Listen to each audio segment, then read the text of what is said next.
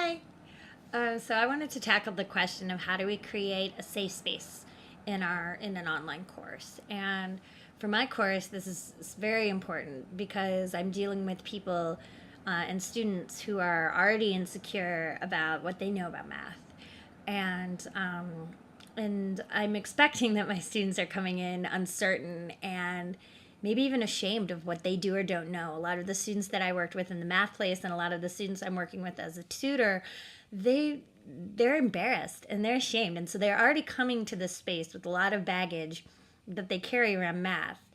And um, and the most important thing is that I want to communicate to my students in a syllabus, in the way that I speak to them, and right out of the gate, that it is okay to make mistakes.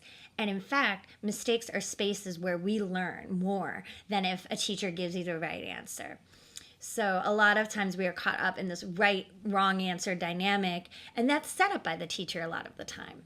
So I want my students to understand you are going to make mistakes.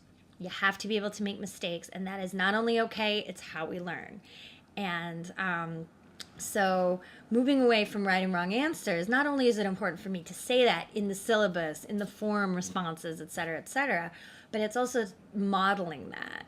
So as I, work with my students, if they, for instance, say something like, if we were doing the multiplication problem 2 times 7, and they said, oh, 2 times 7 is 9, I might turn that around and say, I might say, well, I see I think I see what you did there. You wanted to say 2 times 7 equals, and it seems like you did something else there to sort of draw their attention to the fact that they added, in that case, they added 2 plus 7 equals 9, and they didn't multiply.